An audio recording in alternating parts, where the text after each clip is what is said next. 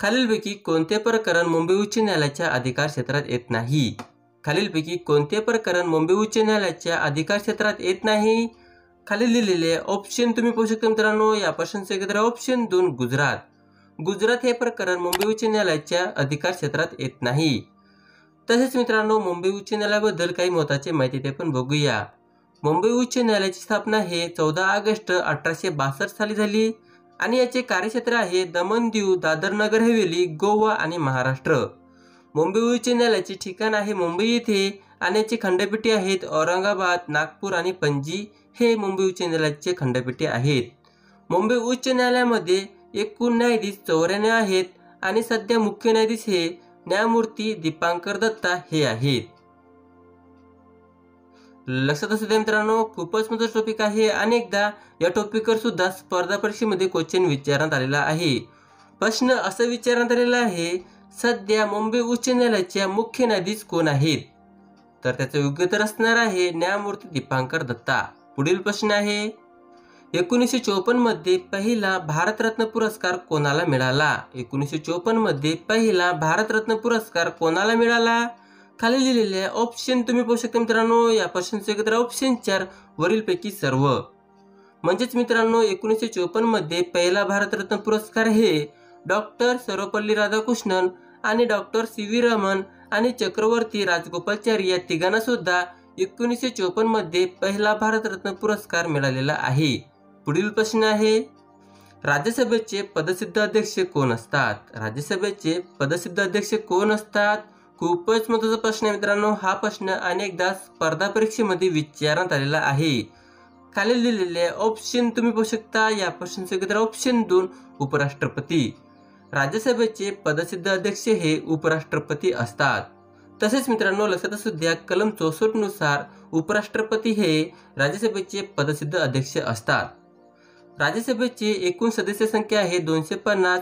238 हे राज्यांतर्फे निवडले जातात, तर 12 सदस्य हे राष्ट्रपती मार्फत निवडले जाते. भारताचे उपराष्ट्रपती हे राज्यसभेचे सभापती असतात. आणि मित्रांनो, राज्यसभा हे स्थायी सभागृह आहे. स्थायी सभागृह म्हणजे मित्रांनो, लक्षात असू द्या, कधी न विसर्जित होणारा सभागृह म्हणजे स्थायी सभागृह. राज्यसभेचे सदस्य कार्यकाल हे 6 वर्षाचा असतो. लक्षात असू द्या मित्रांनो, लोकसभेचा सदस्य कार्यकाल हे 5 वर्षाचा असतो, तर राज्यसभेचे सदस्य कार्यकाल हे 6 वर्षाचा असतो. लक्षात असू द्या मित्रांनो, अनेकदा या टॉपिकवर सुद्धा स्पर्धा परीक्षेमध्ये क्वेश्चन विचारण्यात आलेला आहे. पुढील प्रश्न आहे, ऑस्कर पुरस्काराची सुरुवात कधी झाली? ऑस्कर पुरस्काराची सुरुवात कधी झाली? खाली लिहिलेले ऑप्शन तुम्ही पाहू शकता. या प्रश्नाचे उत्तर ऑप्शन 2 16 मे 1929 साली.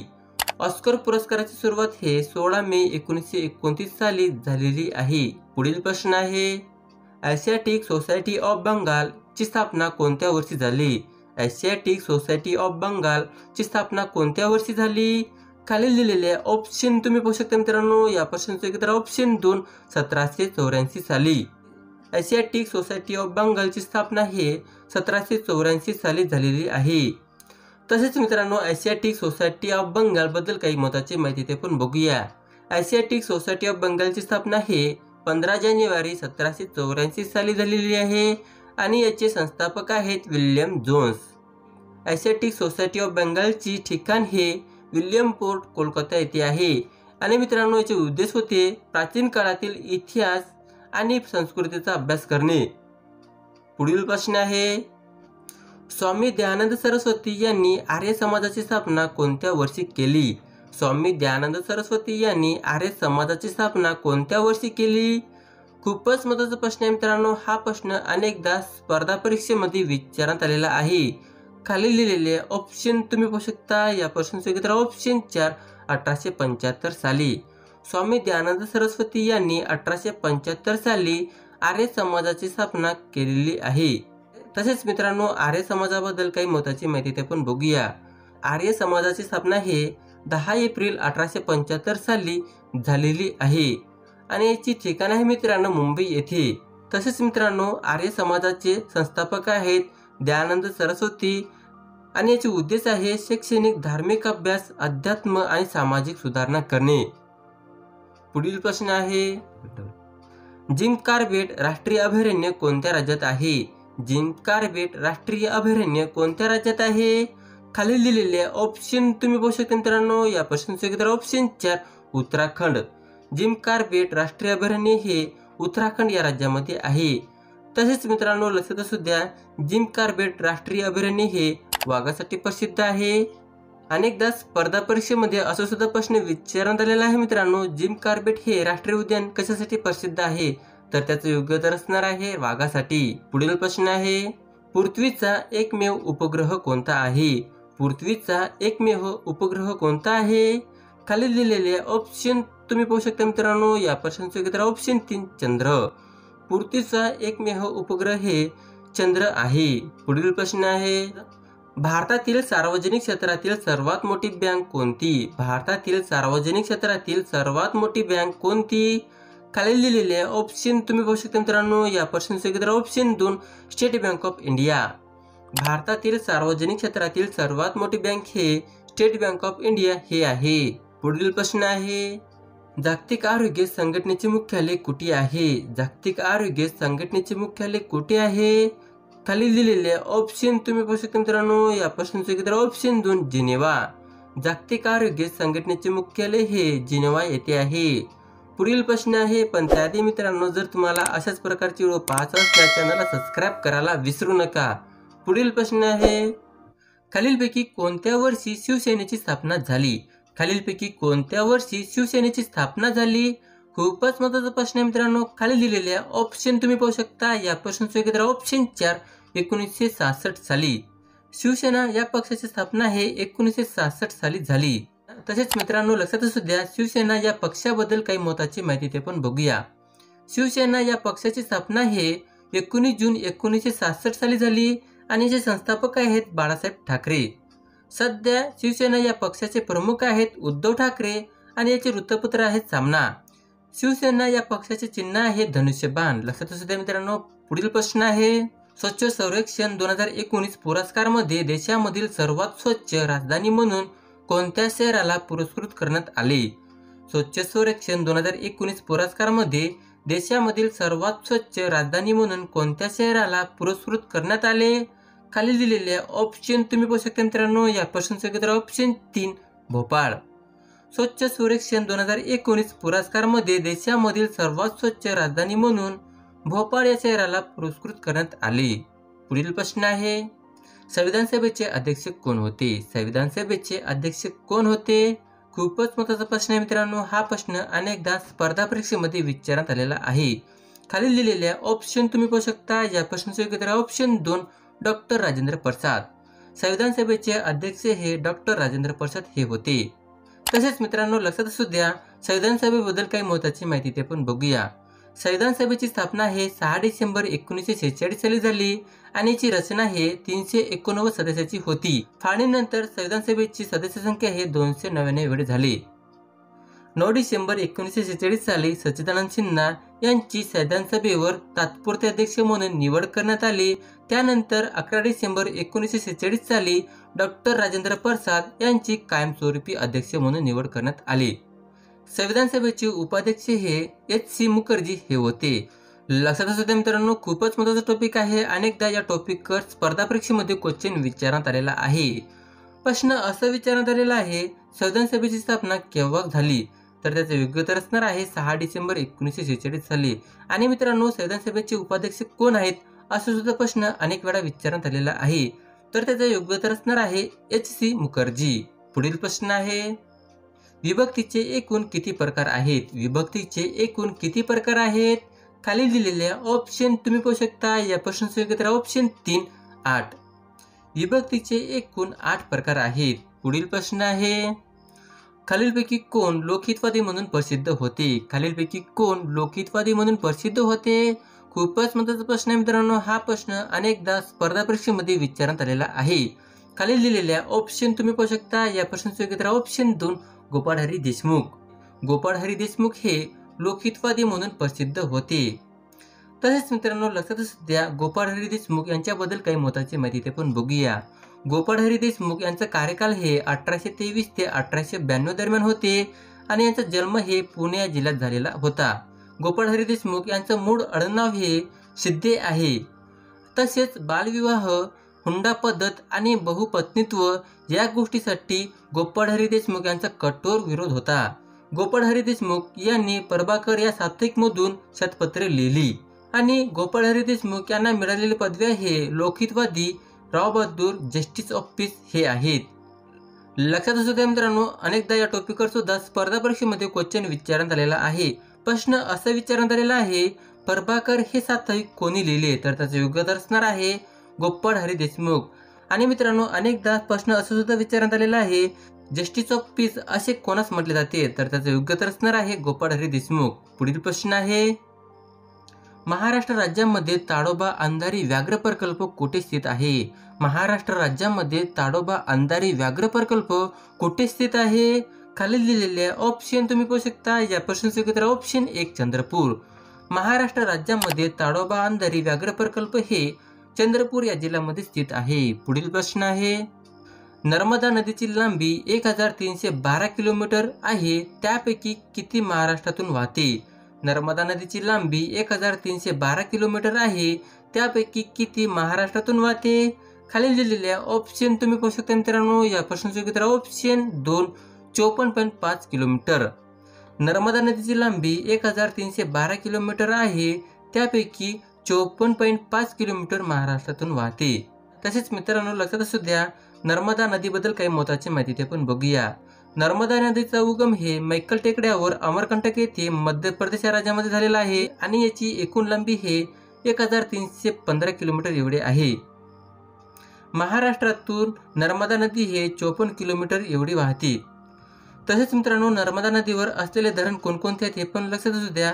सरदार सरोवर गुजरात या राज्यामध्ये आहे, बहुउद्देशीय प्रकल्प इंदिरा सागर मध्य प्रदेश या राज्यामध्ये आहे आणि ओंकारेश्वर डॅम हे मध्य प्रदेश या राज्यामध्ये आहे.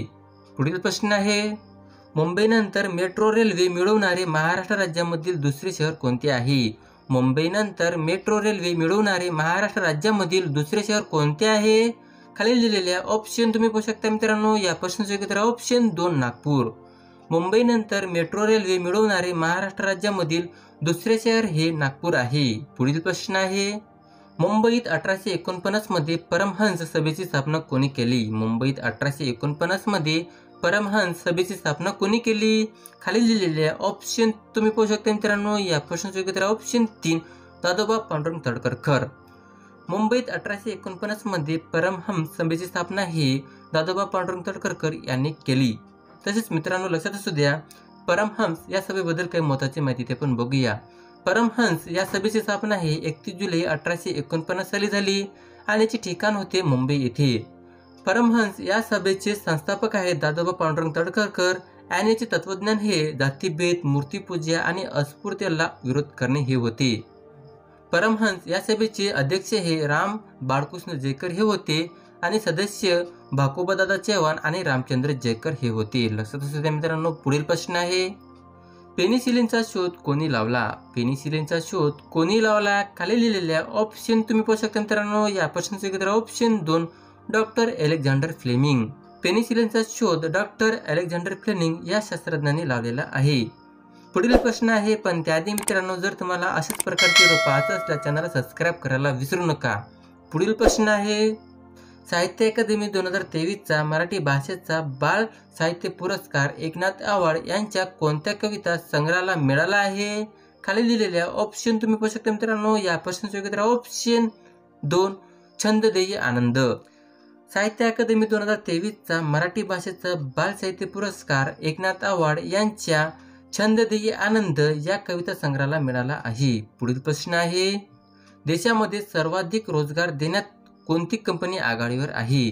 देशामध्ये सर्वाधिक रोजगार देण्यात कोणती कंपनी आघाडीवर आहे? खाली दिलेल्या ऑप्शन तुम्ही पाहू शकता मित्रांनो. या प्रश्नाचे उत्तर ऑप्शन 4 TCS.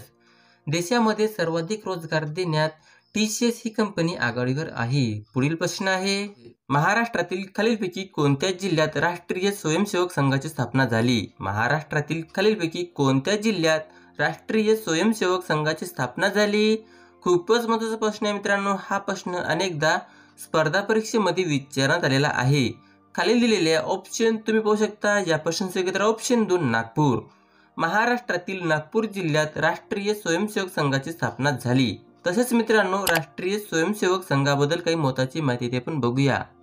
राष्ट्रीय स्वयंसेवक संघाची स्थापना हे 27 सप्टेंबर 1925 साली नागपूर येथे झालेला आहे आणि याचे संस्थापक आहेत KB हेडगेवार। राष्ट्रीय स्वयंसेवक संघाचे मुख्यालय आहे नागपूर येथे आणि याचे उद्देश आहे हिंदू राष्ट्रवाद आणि हिंदुत्व।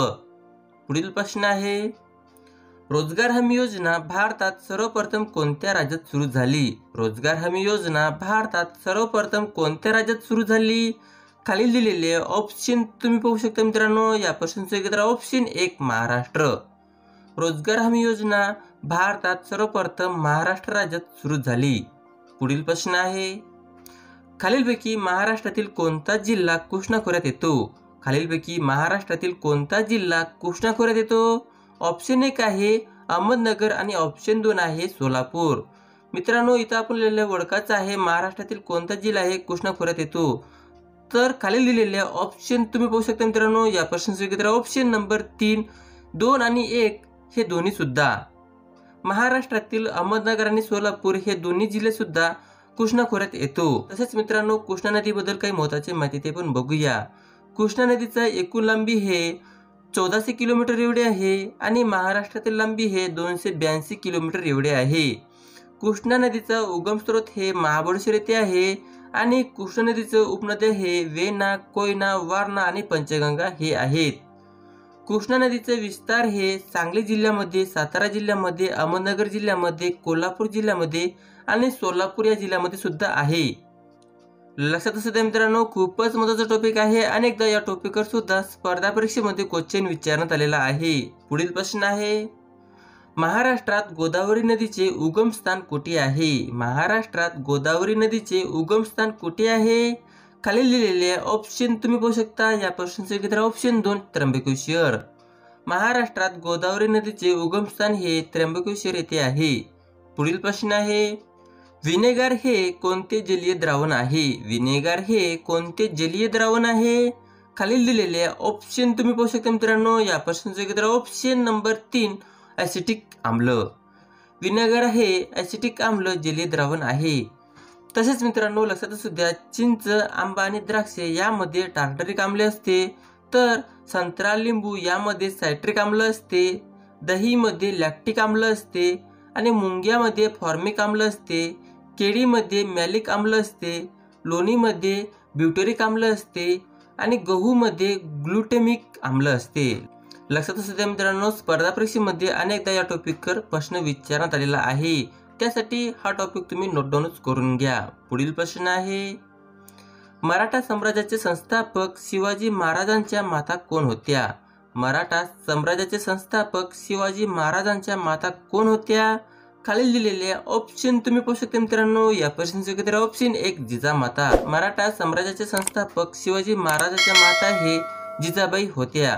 पुढील प्रश्न आहे, महाराष्ट्राचा खालीलपैकी कोणता जिल्हा मुंबई महानगर प्रदेश म्हणजेच MMR अंतर्गत येत नाही? महाराष्ट्राचा खालीलपैकी कोणता जिल्हा मुंबई महानगर प्रदेश म्हणजेच MMR अंतर्गत येत नाही? खालील दिलेले ऑप्शन तुम्ही पाहू शकता मित्रांनो। या प्रश्नाचे उत्तर ऑप्शन 2 सिंधुदुर्ग। महाराष्ट्राचा सिंधुदुर्ग हा जिल्हा मुंबई महानगर प्रदेश म्हणजेच MMR अंतर्गत येत नाही। तसेच मित्रांनो लक्षात असू द्या, मुंबई महानगर प्रदेश विकास प्राधिकरण म्हणजेच MMRDA बद्दल काही महत्त्वाची माहिती ते पण बघूया। मुंबई महानगर प्रदेश विकास प्राधिकरण याची स्थापना हे 26 जानेवारी 1975 साली झालेला आहे आणि हे कायदा MMRDA अधिनियम 1974 सालापासून सुरू करण्यात आलेला आहे। आणि मित्रांनो याचा प्रमुख असतो नगरविकास मंत्री आणि याची रचना हे 17 सदस्यीय असते। मुंबई महानगर प्रदेश विकास प्राधिकरणाचे कार्यक्षेत्र आहे मुंबई शहर, मुंबई उपनगर, रायगड, ठाणे आणि पालघर। पुढील प्रश्न आहे, खालीलपैकी शुद्ध शब्द ओळखा। खालीलपैकी शुद्ध शब्द ओळखा। खालील दिलेले ऑप्शन तुम्ही पाहू शकता मित्रांनो। या प्रश्नाचे उत्तर ऑप्शन नंबर 2 घनश्याम। पुढील प्रश्न आहे, खालीलपैकी कोण भारतीय लघु उद्योग विकास बँक सिडबी मध्ये एक भागधारक नाही? खालीलपैकी कोण भारतीय लघु उद्योग विकास बँक सिडबी मध्ये भागधारक नाही? खालील दिलेले ऑप्शन तुम्ही पाहू शकता मित्रांनो। या प्रश्नाचे उत्तर option number 1 reserve bank of India. Reserve bank of India हे भारतीय लघु उद्योग विकास बँक म्हणजे सिडबी मध्ये एक भागधारक नाही। तसेच मित्रांनो लक्षात असू द्या, भारतीय लघु उद्योग विकास बँक बद्दल काही महत्त्वाची माहिती ते पण बघूया। भारतीय लघु उद्योग विकास बँकची स्थापना हे 2 एप्रिल 1990 साली झाली आणि याचे मुख्यालय आहे लखनौ येथे उत्तर प्रदेश या राज्यामध्ये। तसेच मित्रांनो याचे लक्ष्य गट आहे सूक्ष्म लघु मध्यम उद्योग। यामध्ये भागीदार आहेत SBI, LIC, भारत सरकार आणि नाबार्ड। पुढील प्रश्न आहे, स्वतंत्र भारताचे पहिले गृहमंत्री कोण होते? स्वतंत्र भारताचे पहिले गृहमंत्री कोण होते? खाली दिलेले ऑप्शन तुम्ही पाहू शकता। या प्रश्नाचे उत्तर ऑप्शन नंबर 4 सरदार वल्लभभाई पटेल। स्वतंत्र भारताचे पहिले गृहमंत्री हे सरदार वल्लभभाई पटेल हे होते। पुढील प्रश्न आहे, कोणत्या शहराला भारताची सिलिकॉन व्हॅली म्हणून ओळखले जातात? कोणत्या शहराला भारताची सिलिकॉन व्हॅली म्हणून ओळखले जातात? खाली दिलेल्या ऑप्शन तुम्ही पाहू शकता मित्रांनो। या प्रश्नाचे उत्तर ऑप्शन नंबर 4 बेंगलुरू। बेंगलुरू या शहराला भारताची सिलिकॉन व्हॅली म्हणून ओळखले जातात। पुढील प्रश्न आहे, भारतात एकमेव जागृत ज्वालामुखी कुठे आहे? भारतात एकमेव जागृत ज्वालामुखी कुठे आहे? खाली दिलेले ऑप्शन तुम्ही पाहू शकता मित्रांनो। या प्रश्नाचे उत्तर ऑप्शन नंबर 2 अंदमान निकोबार द्वीप समूह। भारतात एकमेव जागृत ज्वालामुखी हे अंदमान निकोबार द्वीप समूहामध्ये आहे। पुढील प्रश्न आहे, हैदराबाद हे शहर कोणत्या नदीवर वसलेले आहे?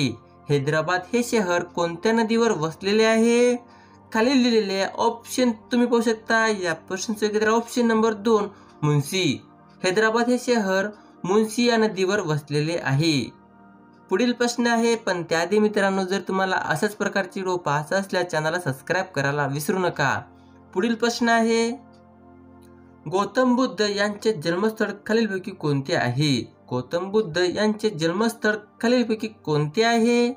खाली दिलेले ऑप्शन तुम्ही पाहू शकता। या प्रश्नाचे उत्तर ऑप्शन नंबर 1 लुंबिनी। गौतम बुद्ध यांचे जन्मस्थळ हे लुंबिनी या ठिकाणी झालेले आहे। पुढील प्रश्न आहे, घरी जातो या वाक्यातील प्रयोग कोणता? घरी जातो या वाक्यातील प्रयोग कोणता?